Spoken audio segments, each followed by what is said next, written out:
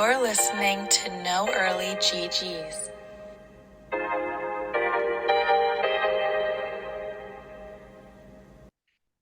Hey everyone, and welcome back to episode 51 of the No Early GG's FPL Draft Podcast. I'm once again joined by Noah as we continue our previews of teams for the 2023-2024 Premier League FPL Draft season. How are you doing today, Noah? Doing well. A little rattled right before we start recording. You told me that there's only 3 weeks until the season starts. Yeah. So I have to, I guess, get my mind behind that. Yeah, I might have fudged those numbers a little bit. I think it's 3 weeks until we have to preview the first Yep. game week. Yeah, no, I was just probably off that estimate, but it's okay.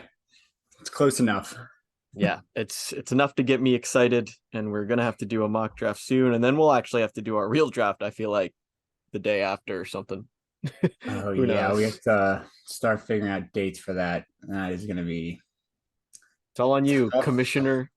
If anybody doesn't know, Noah's the commissioner of our league now, so he has to plan everything. I'm just kidding. We'll help you. But also, just a note: money was sent out almost in a timely manner, but it was all sent out. So Ah. my one of two jobs was done. All right. So in this episode, as I said, we will be finishing up the previews. We have 6 teams to go, I believe. We have done every team in alphabetical order up until Newcastle United, so we will be starting with them today. If you are interested in other teams, go back and listen to the previous 2 episodes to see what we have to say about them. Now, is there anything else you wanted to cover before we jump into this, Noah? Actually, I just decided I'm going to ask you at the end.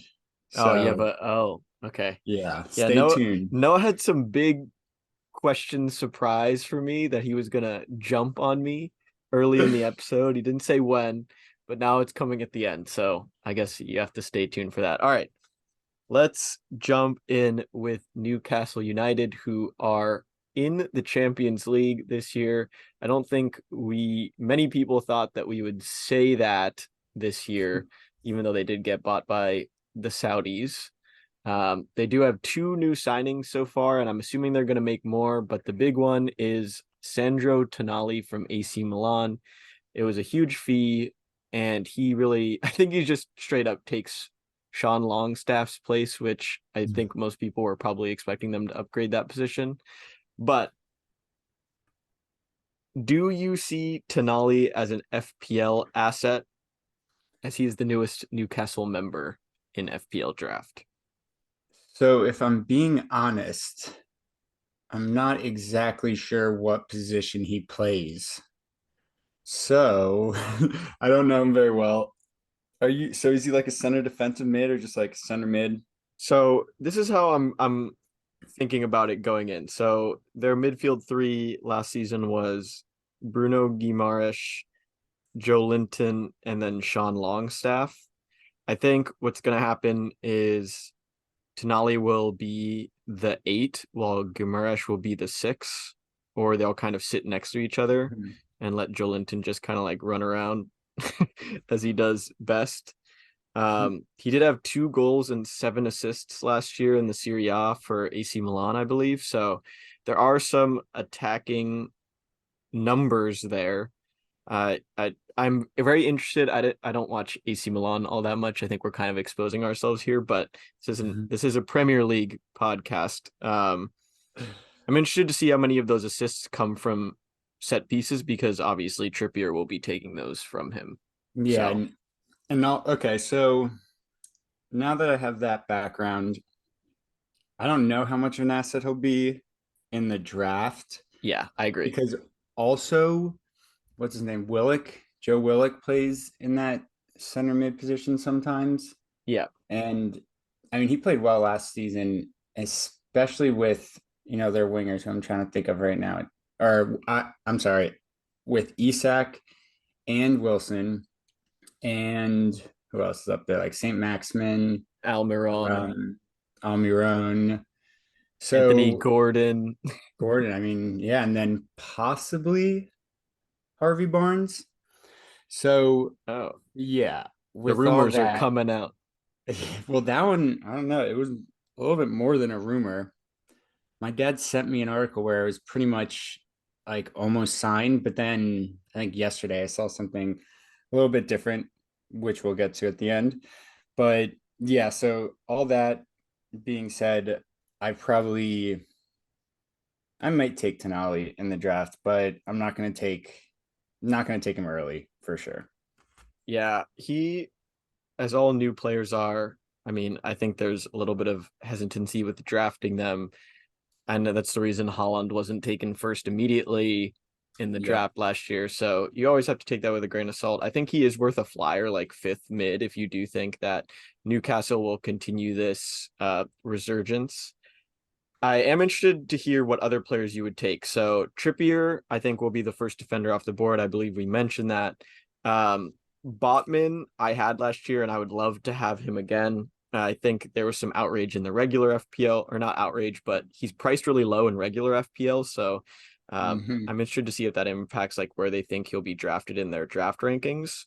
The main question for me, so they have CL now. They do have a deep team, as we kind of just listed, like 7 Premier League worthy starters, I believe, in their attacking uh setup.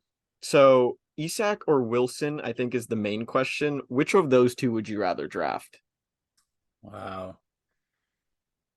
I think I'd go with Isak.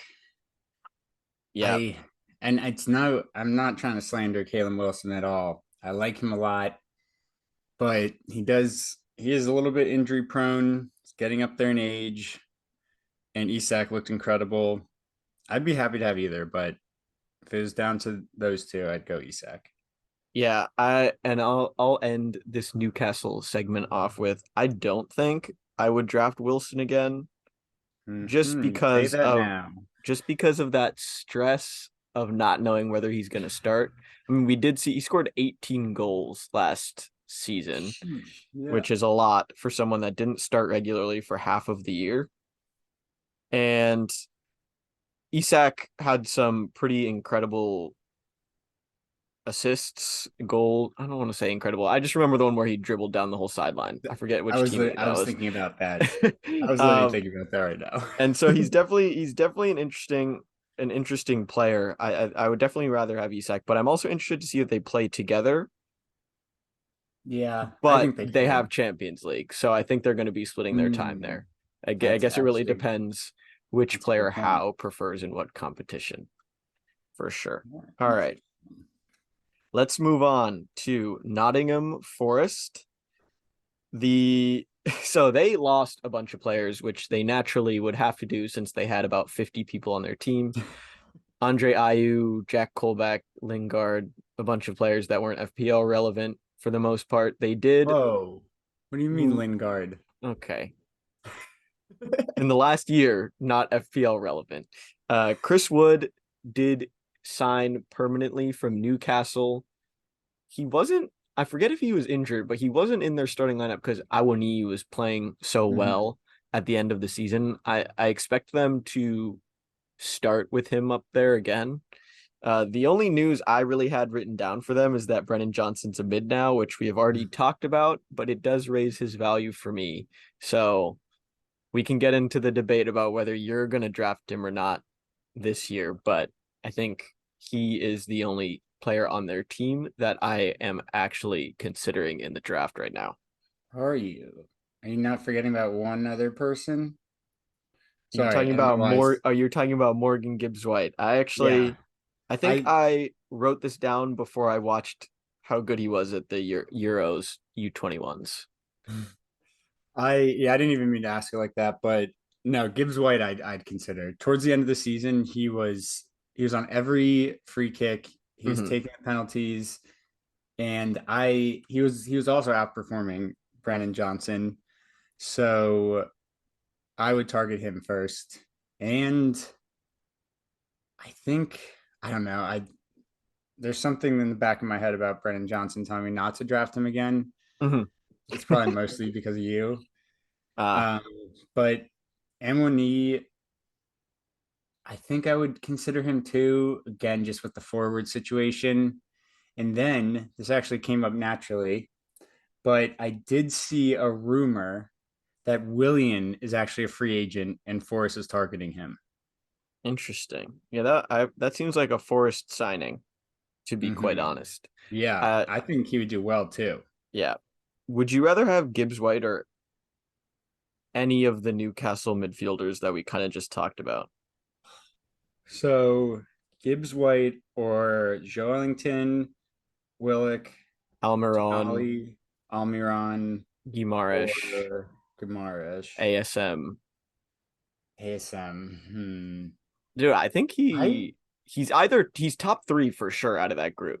Yeah, I think that's tough. Like Joelinton, he had a pretty good season.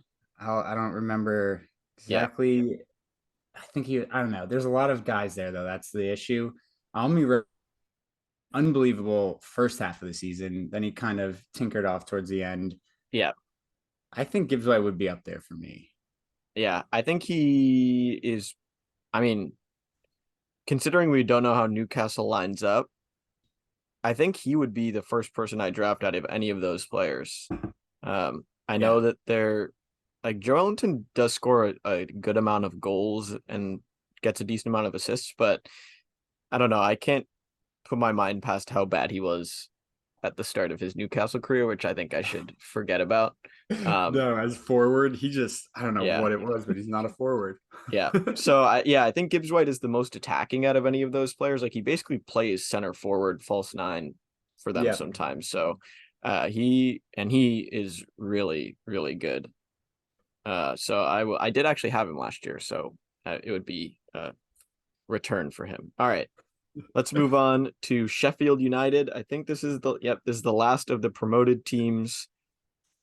I feel like we're kind of reiterating the same thing here over and over again, but I think they're a wait and see for me. There are two players that I actually wanted to call out. Oh, this is going to be great for you. So Ahmed Hozic, Oh who is a God. defender, had 6 goals last year. And Iliman Ndiaye is a forward who had 14 goals and 10 assists for them. Obviously in the championship, as we all know, but those are some pretty good returns. And I think those are the only two I would consider with an emphasis on the forward and Ndiaye just because he's a forward. There are a bunch of other defenders we can possibly choose from. Yeah, I don't know too much about Sheffield. The only thing I do know is that Billy Sharp is no longer there. That's all you cared about. All I cared about. But then looking at their lineup now, some names look familiar. I know John Egan is their starting center back, Basham, Brewster, and then Oh, don't bring up Brewster to me. oh well, even worse than that is McBurney. Yeah. He's that classic one forward left. No one wants him, but That was everyone ends me. up having him. That was me. 2 or 3 seasons ago, I was just swapping between McBurney and Brewster, and I was just glad if one of them got more than 1 point. I think I drafted McBurney like my first or second season, Yeah, and I'm never touching him again. he scored goals last year, but he's the most inconsistent forward. Yeah, So yeah, I don't know. I don't really need to put too much. I'm not going to think too much about Sheffield. yeah. All right. So let's move on. I think this is the most interesting team that we'll talk about today. It's Tottenham Hotspur. And I know that there's a lot of news going around right now about whether Kane leaves or not. I am very interested to see what happens there because I think it impacts how their players get drafted a lot. Mm-hmm. The crazy thing is, so obviously, um, they finished in eighth, which means they don't have Europe either. I really thought Chelsea were like the only bigger team that missed Europe, but Tottenham did as well. So I guess that explains why they have an all new manager. But I think that really helps with their rotation that we could have potentially saw if they did get a European place. So who do you want to draft from their team? based on who they have already. So the big signing obviously is James Madison. They already have Son. They already have Richarlison, Kane, Kulusevski, and now they have Manor Solomon. So who who out of those players do you think will outscore their draft ranking? So you're gonna laugh. Everyone is, which I want. I still think Son is the most valuable player, and I think his value even increases this season with the potential of Harry Kane leaving. However, I did see something today where he showed up to the first day of training. So take that how you will. And beyond Son, I really like Madison.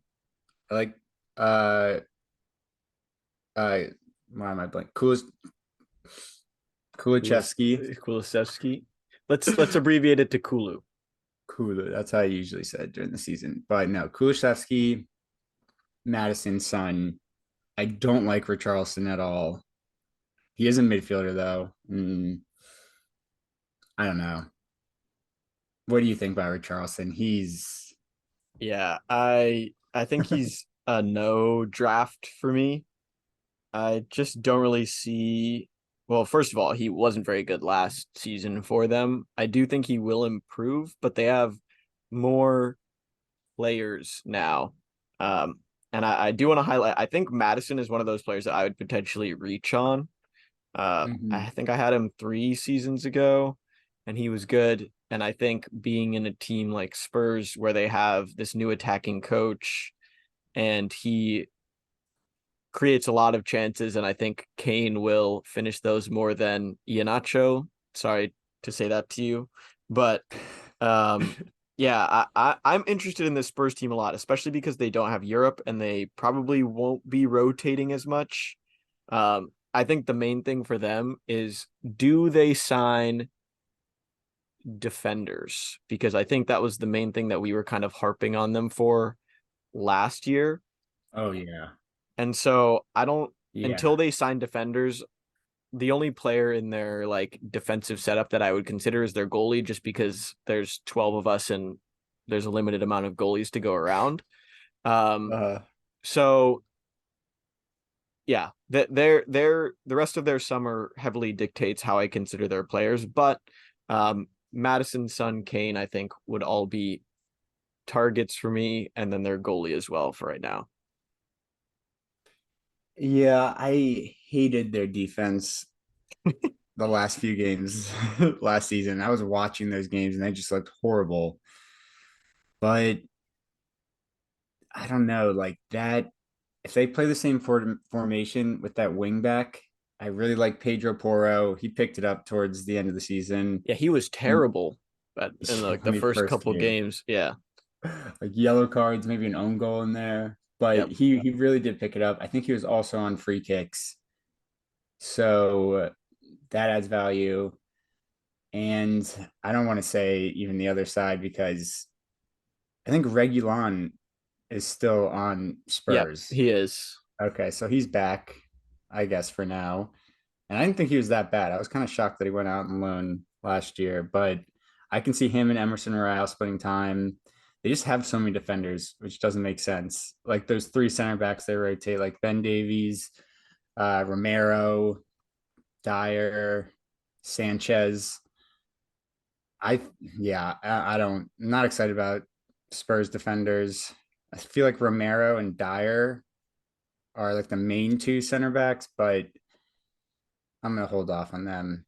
Yeah, I I feel think like they'll go early. they're one of the main teams just because of their new manager, and Chelsea as well, where it's like I want to see their preseason, what formation they're playing, who's playing where, and I think that'll help in analyzing like who to draft. So I think that is the main thing for me for Spurs.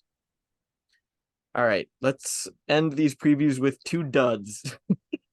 Sorry, that felt mean saying that. West Ham and Wolves are the last two.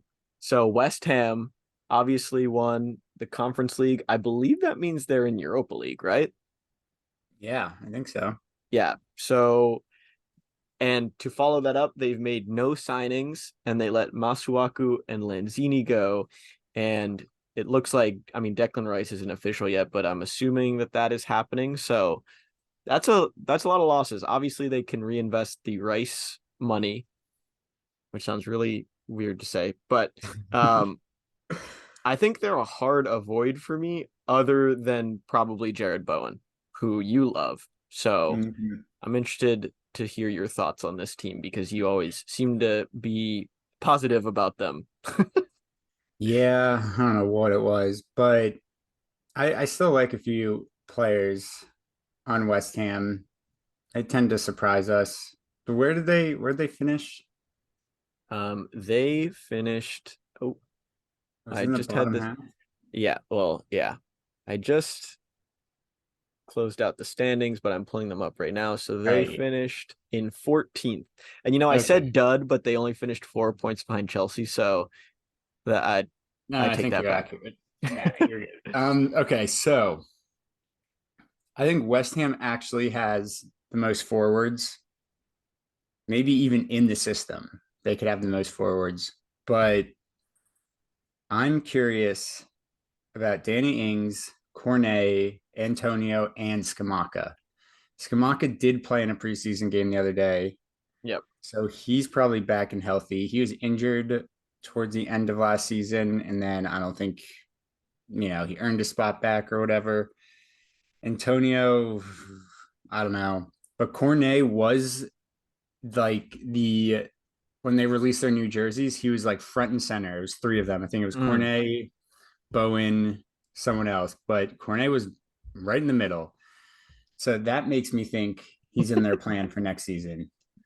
Yeah, he Um, was a pretty big signing for them from Burnley from the yeah, championships. And then he just always gets injured. So he's still a little scary yeah, to me, I that think. was, yeah, he was out. I think he scored like two or three goals with like 6 or 7 appearances last season. Yeah. Kind of impressive, but I like draft wise,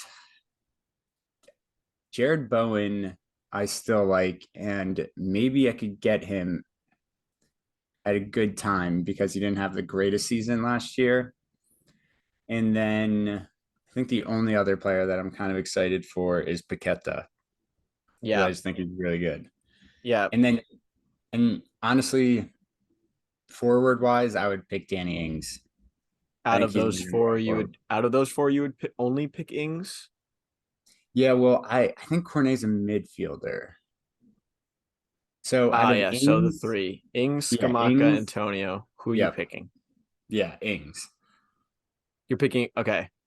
I don't know. I I pick Ings. I have a feeling you were kind of bigging up Skamaka there for a second.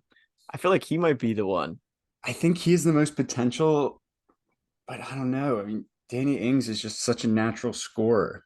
He's getting old, but I don't know. He'd be my first choice, Yeah. but my third forward. Yeah. All right. I think that's enough for West Ham. We'll see if that Rice transfer goes through and how they reinvest it, if it changes our viewpoint on them. Let's move on to Wolves. And I think we could spend the last 20 minutes talking about how many people left this team.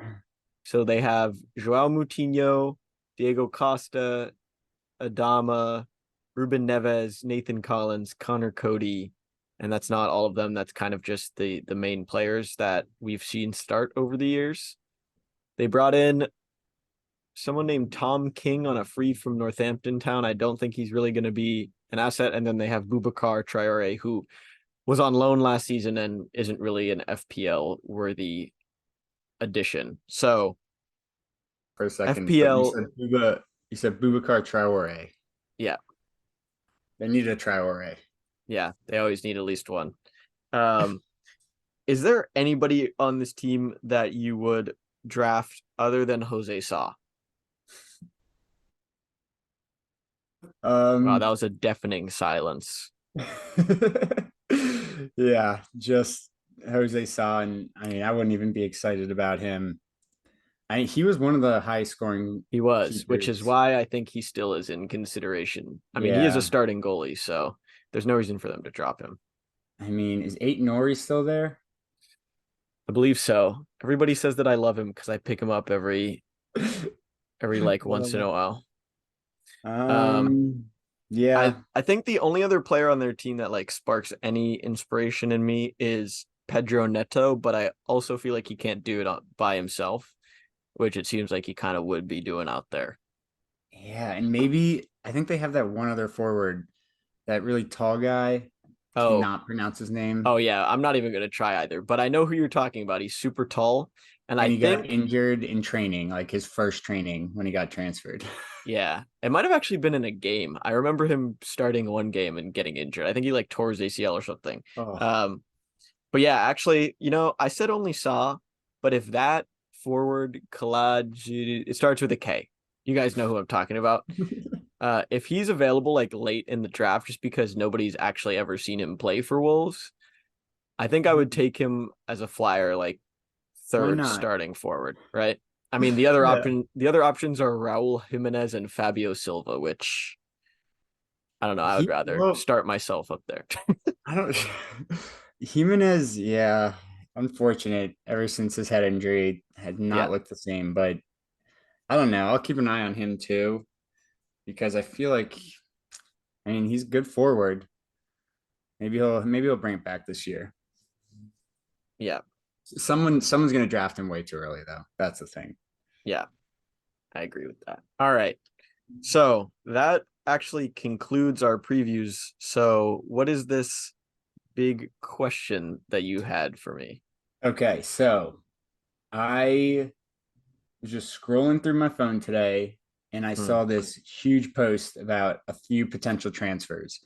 And I am going to ask you, I'm going to tell you the player, and I want you to guess the team that is interested in him.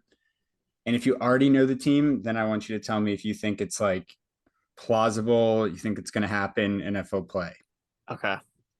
So the first one is Colwell, your boy Colwell on Brighton. Or on Chelsea. Chelsea. Okay, that's right. All right, so he was on loan to Brighton last year. Yeah, well, isn't Brighton trying to buy him back? Brighton is, but there's one other team. Oh, it's got to be a big team. I feel like they need a lot of money. Um, is it they have to be Premier League teams? Yes. Yep, they're all Premier League teams. Well, I don't think Newcastle need a left-footed center back. I could see City doing that. Um, I mean, I guess that's the easy guess. I'm just gonna go with City for this one, so there's not just me thinking. I know, I was about to say, this is great podcasting. So it's actually Liverpool. And Really? if my sources are correct, they're in the lead to sign him right now over Brighton. So Ah, that actually kind of makes sense, though. yeah, I don't really know how plausible that one is. I feel like it's between Brighton and Chelsea for him, but he would play. Him and Van Dijk would be a pretty scary center back Hmm. duo, and that would immediately make me consider Liverpool defenders more than I already do, which is already pretty high. Hmm. Yep. No, I agree. I think if he goes to Pool, like he'll be up there, like potentially one of the top defenders going. But we'll see as that goes on. All right, next one. Next one was actually Willian, but we were able to talk about him with Forrest. Yeah, I think that will happen, and I think he will add value. I would definitely target him. yeah, We don't have to go into that too much. I think you agree there. yeah. Yep. So the next one, Jamie Vardy has interest from one of these teams. Jamie What do you think? Vardy has interest from a Premier League team. What team desperately needs a striker that they're going to an almost 40-year-old? This one actually kind of makes sense. I mean, I'm not gonna disrespect Jamie Vardy. He is pretty much a Premier League legend. Let me Yeah. pull up the let me pull up the old Premier League standings here. Um, Like yeah, while you're putting up, I mean, I remember, I think I oh, said a is few it episodes. Everton? It is Everton. Oh, what a guess. I mean, honestly, it was between Forest and Everton for me, but Forest don't really need a forward. Yeah. Um, and so yeah, that's why I went with Everton. I mean, he's probably would be their best forward just Oh, because easily would be his best DCL forward. is never available. Yeah, I mean, they don't have anything else to play in, so it's not like his legs are going to be overrun. Yeah, I would draft Vardy if he were on Everton. I think he would Yeah. score like 5 to 7 goals at least, probably more than that. I just think that would be a great signing by Everton. I would probably shoot them a little bit more respect too. Ah, oh, this is a respect thing. Nowadays. Yeah. All right. Then the next two, probably not much of an impact. I don't even know who they are, but Mm. there's one dude named Alex Scott, Um, and he's on Bristol City right now. I've But heard the they're, name, but I yeah, don't think I know enough about him. no, I won't make you guess there, but Bournemouth is leading to sign him right now, but West Ham is also very interested. Ah, And the only reason that stuck out and I wrote it down is because West Ham haven't signed anyone else. So I'm like, all right, this dude must be some prodigy or something. But we'll uh we'll see if that pans out. And if it does, ah, I, you we'll give know, you all some more info on him. yeah, on a quick Google search, he's the Guernsey Grealish. So, Hmm. you know, on that alone, I might It's gonna turn some heads in the draft. yeah. So he's 19. There's actually another Alex Scott who also played professionally, who is an MBE, and I thought this guy was knighted at the age of 19, but that's not him. That's a nice little fun fact for Yeah. everyone. Anything else that you wanted to cover this week, Noah? No, I think that does it. Got through all the teams. Feel Yeah. like yeah, we should also, I mean, I'm so interested in all these transfer rumors, so can't wait till it's finally done. Yep. All right. I think that's going to do it for episode 51 of the No Early GG's FPL Draft Podcast. Thanks everyone for listening. We just started posting on YouTube, so check out our YouTube channel at No Early GGs.